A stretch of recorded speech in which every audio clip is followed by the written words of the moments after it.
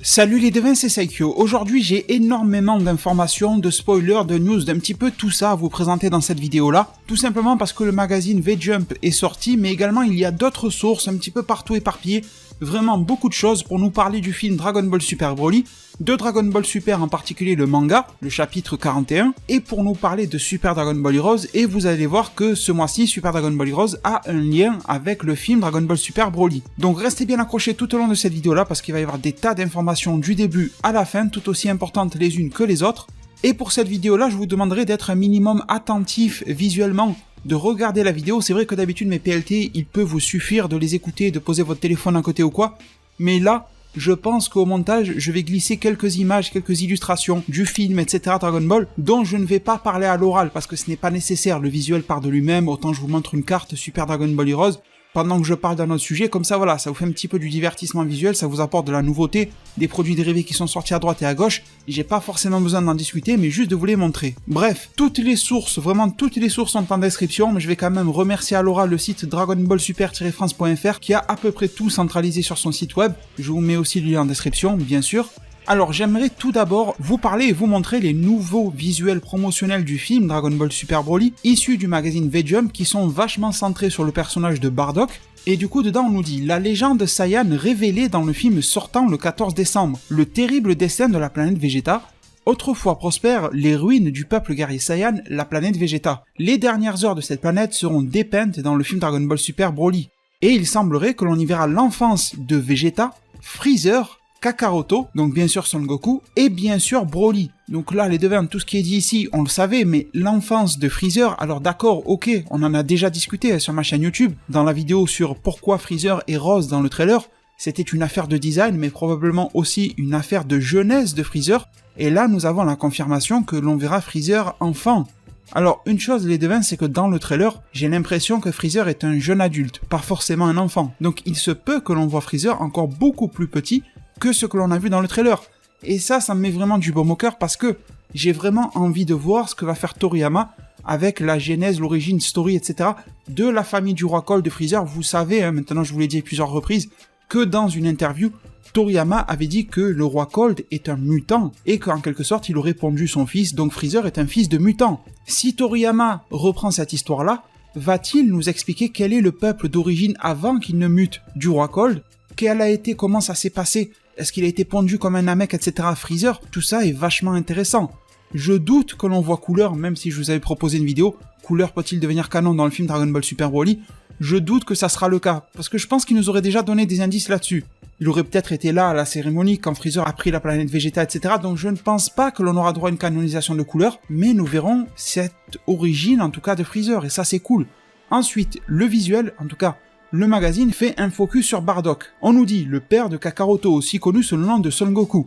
Comme vous le savez, Bardock apparaîtra dans le film. Nous sommes sûrs que vous verserez des larmes sur la destinée de ce puissant et fier guerrier. Alors les devins, le texte ne nous en dit pas plus, mis à part que ça sera émotionnel.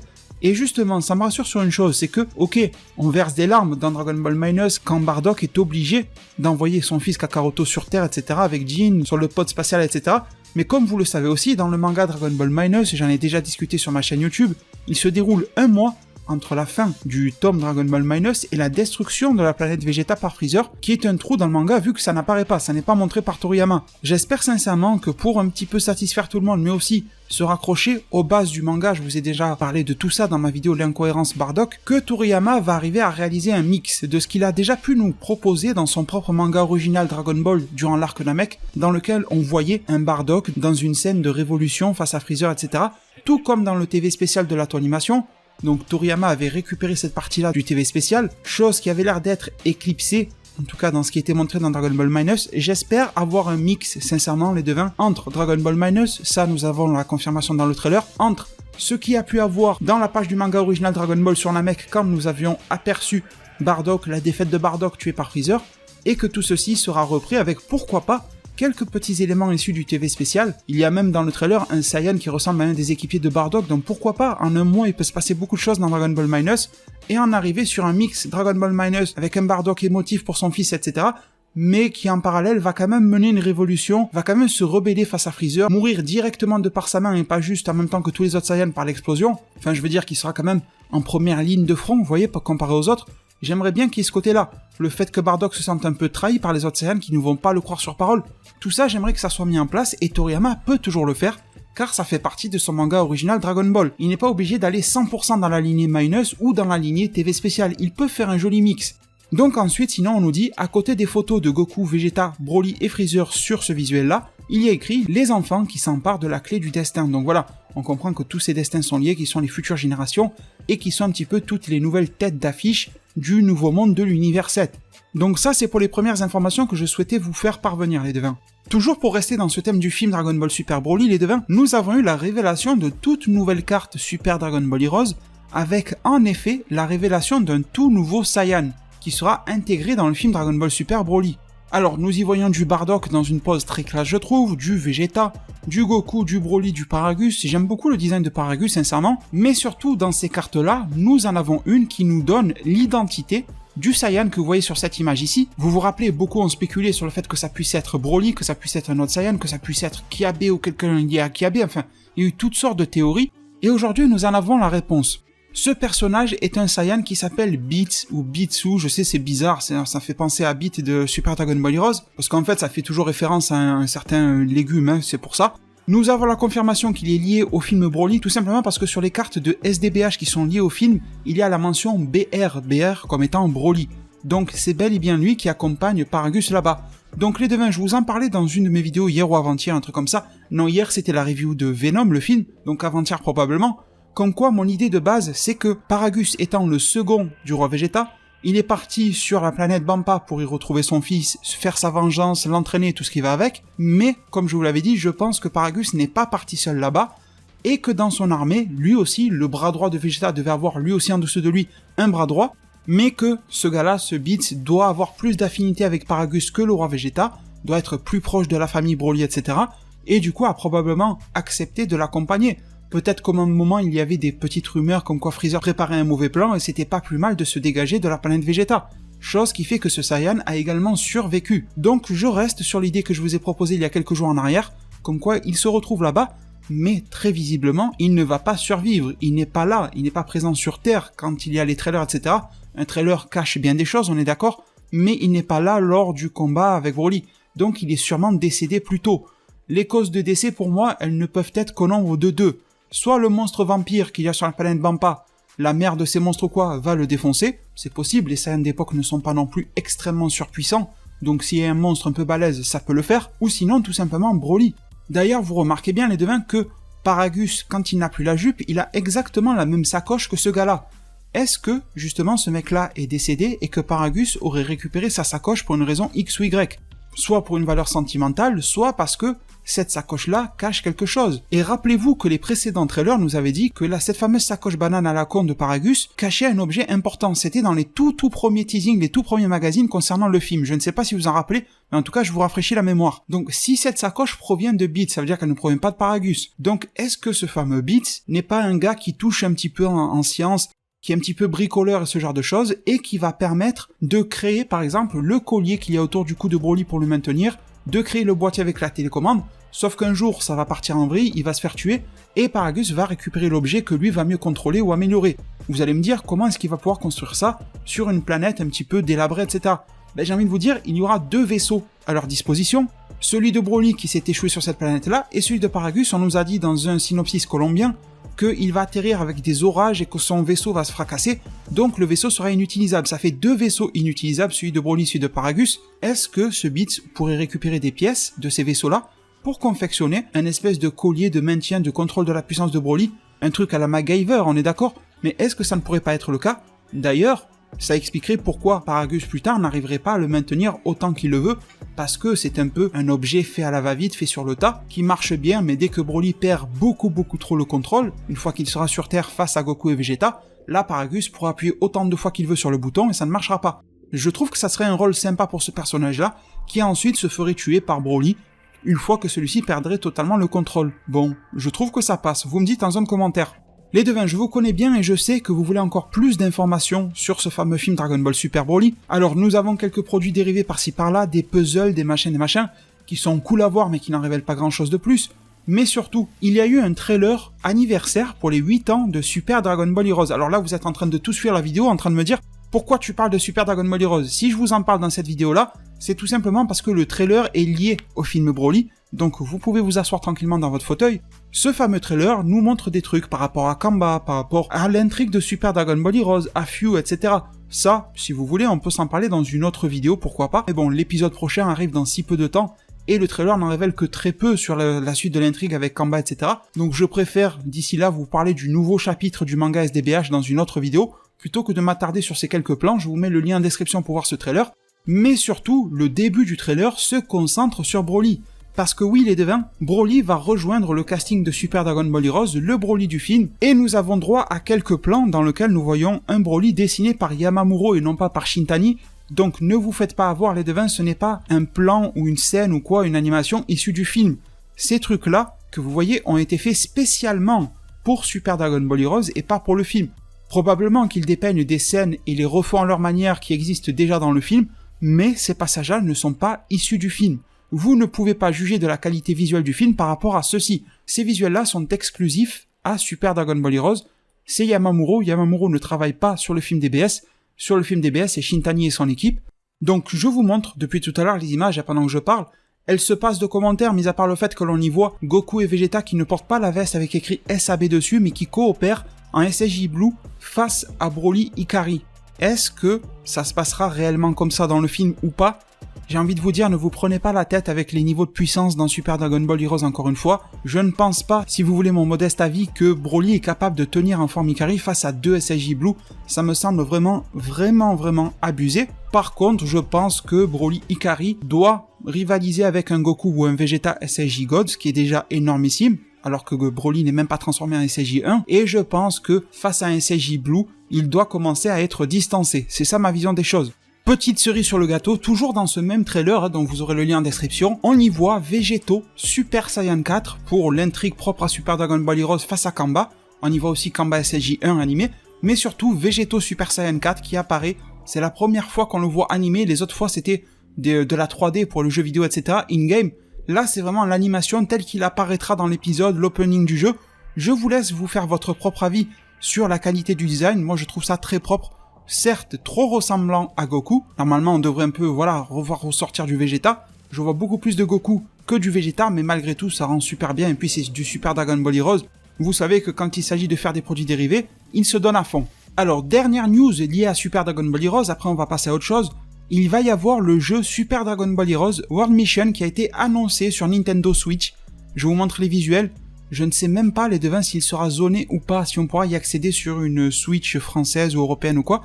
Je ne sais pas si la Switch même actuellement est zonée par rapport au jeu ou quoi que ce soit. Je sais que les Dragon Ball Heroes, etc. sur Nintendo 3DS, il fallait avoir une 3DS Jap. Là, je sais pas. J'espère que sur ma Switch française, je pourrai y jouer. Enfin, avoir la version japonaise y jouer. On verra bien. Moi, c'est un jeu qui me hype beaucoup parce que Super Dragon Ball Heroes, c'est ça, hein, c'est pour le pur délire. Voilà, vous avez l'information. Et du coup, les devins, je sais que quand on vous parle de Super Dragon Ball Heroes, vous vous endormez un petit peu. Donc, je vous parle du film Dragon Ball Super Broly avec une autre news. Nous avons eu, et là, je vous demande de m'écouter, parce qu'il va y avoir beaucoup de fake news, nous avons eu les nouveaux Shikishi Art partie numéro 7 qui vont sortir en décembre, et il y a eu une annonce qui a été faite avec ça, qui nous a été traduite par Herms98 sur Twitter, que nous avons donc Broly Full Power, Vegeta God, et nous avons Goku Ultra Instinct. Donc à partir de ce moment-là, tout le monde s'est enflammé à se dire qu'il y aurait bel et bien Goku Ultra Instinct dans ce film. Sauf que, au contraire, j'ai envie de vous dire, il risque de ne pas y avoir Goku Ultra Instinct, ce qui me choque un petit peu, mais tout simplement l'annonce liée à ces Shikishi Art nous dit « Voici des Shikishi Art liés à des personnages du film, mais voici également des Shikishi Art qui ne sont pas en lien avec des personnages du film, mais simplement avec des personnages de l'anime, donc les 131 épisodes de DBS, tels que Goku Ultra Instinct. » La phrase insiste bien sur le fait alors que Broly et Vegeta God sont bien issus du film, mais que Goku Ultra Instinct, ce n'est pas un Shikishi Art lié au film, mais lié à l'anime. Donc ça ne veut pas dire que Goku ne sera pas dans le film, mais c'est quand même un petit peu étrange. Est-ce que c'était juste une manière maladroite de ne pas spoiler? Je vous laisse également vous faire votre propre avis, mais c'est vrai que, étant donné que les rumeurs vont très très fort, on est à 99% sûr qu'il y aura Gogeta dans ce film, pour moi le fait qu'il y ait Gogeta ça veut dire 3 choses, je vous l'ai déjà dit. Soit que Goku a eu l'Ultra Instinct face à Broly mais ça n'a pas suffi donc on a recours à Gogeta, ou alors, deuxième option, ça veut tout simplement dire que Goku est tout comme à la fin de l'épisode 131 de DBS n'arrive pas à briser sa coquille tout seul ou quoi que ce soit, et donc va avoir recours à la fusion Gogeta pour compenser ce non-Ultra Instinct que l'on ne verra pas du tout de tout le film. Ou alors Gogeta peut apparaître avant l'Ultra Instinct et en toute fin du film, Goku le déverrouille et le maîtrise enfin définitivement. Donc voilà, pour moi tout ce petit manège peut signifier ces 3 options là, et on va continuer sur les news que nous avons eues. Bien sûr pour les news un petit peu plus secondaires, je vous laisse par exemple rejoindre ma page Twitter, c'est Saikyo20 tout simple, le lien est en description, et je vous retweete pas mal d'informations, même celles dont je ne parle pas sur YouTube parce qu'elles sont un petit peu plus insignifiantes, vous voyez. Donc je vous laisse aller rejoindre ma page Twitter, vraiment beaucoup d'infos là-bas. Et du coup les devins, nous avons un autre visuel concernant le film Dragon Ball Super Broly, qui est un petit peu une espèce de patchwork de mix entre toutes les images que nous avons pu avoir jusqu'à présent, une espèce de fresque nous montrant un petit peu tout. Je vous laisse visionner ça, prenez le temps de le regarder, vous pouvez bien sûr mettre sur pause. Alors nous les connaissons toutes ces images-là, je vous les ai déjà toutes présentées sur ma chaîne YouTube, il y en a que 3 qui devraient peut-être un petit peu vous sauter aux yeux, vous faire un petit peu réagir. La première c'est celle sur Broly, mais celle-ci je vous l'avais déjà montrée il y a quelques jours en vidéo, donc au cas où, si vous avez manqué l'information, vous savez où la trouver. Ensuite celle-ci sur Beerus est totalement inédite, mais je pense tout simplement qu'elle est liée à celle-ci que l'on nous avait révélée il y a plusieurs mois en arrière, donc je pense que c'est probablement une phase un petit peu basique sur Beerus qui est en train de s'exclamer ou un truc comme ça, comme on peut le voir sur l'image juste à côté. Et une dernière, alors regardez, elle est divisée en 2 morceaux, nous avons ici, sur la planète Bampa, un vaisseau qui ressemble à un mini-vaisseau de l'armée de Freezer qui s'est échoué, ou qui a atterri, je ne vois pas bien, avec Remo qui a l'arme un petit peu relevée, un petit peu en patrouille sur un rocher, et vous voyez qu'elle est tronquée, elle est coupée cette image-là. Sauf que les devins, nous avons l'autre partie de cette image, elle est juste ici, regardez, à côté de Vegeta, nous voyons que de l'autre côté nous avons l'autre partie, j'allais dire le cul justement du vaisseau de l'armée de Freezer, mais plus important que ça, nous voyons qu'il y a un autre vaisseau spatial qui me fait beaucoup penser à celui dans lequel Goku et sa bande voyageaient dans DBGT, un petit peu étrange, et nous voyons qu'il y a Shirai. Donc ils sont en pleine exploration de la planète Vampa, et qu'ils vont probablement tomber sur le petit Broly, ou le Broly adulte, je n'en sais rien, sur cette fameuse planète-là. Alors les devins, maintenant que je vous ai proposé toutes ces informations-là sur le film, etc., nous allons basculer, pas très loin, ne vous en faites pas, sur le cas du manga Dragon Ball Super. Alors pour des raisons de droit d'auteur, je ne vous montrerai pas les pages qui ont été leakées, qui sont sorties. Je vous les ai retweetées bien sûr sur ma page Twitter, mais sur YouTube je ne vous les montre pas. Par contre, j'ai un résumé en français du chapitre 41 pour vous. Nous sommes à peine à quelques jours de sa sortie complète, nous aurons une traduction très bientôt. Donc le résumé est relativement long, donc je vais me passer de commentaires. Je vais simplement vous le lire pour vous en informer, et il sera en fin de temps et l'heure de conclure la vidéo juste après. Alors on nous dit, le chapitre commence par Goku utilisant l'Ultra Instinct devant Jiren qui a dévoilé une partie de son pouvoir. Goku se lance sur Jiren qui le frappe, mais Goku l'évite pour tenter de contre-attaquer. Jiren voit le mouvement de Goku et parvient à le frapper avant. Jiren le regarde confiant, mais Goku n'a pas été touché et il se jette à nouveau sur Jiren. Jiren lance une série de coups de poing que Goku esquive sans problème. Jiren se fâche et frappe de côté, mais Goku le bloque. Jiren s'énerve, Goku est plus confiant car il contrôle peu à peu l'Ultra Instinct. Jiren lance une vague de ki qui détruit une partie de l'arène. Goku esquive et se place derrière lui. Jiren lance 2 autres vagues que Goku évite à nouveau sans problème. Goku lui dit alors que si c'est tout ce qu'il a, il ne pourra pas faire grand chose. Jiren se fâche encore plus et libère encore plus de ki. De son côté, Goku ferme les yeux pour se concentrer encore plus alors que Jiren relâche son ki. Une fois qu'il a fini, Jiren se lance sur Goku qui garde les yeux fermés. Soudain, Goku ouvre les yeux et son apparence change à nouveau. Ses cheveux deviennent grisâtres, un son fort est entendu dans toute la zone. Goku finit alors par donner un coup de poing à Jiren dans l'estomac, tellement fort que Jiren crache du sang.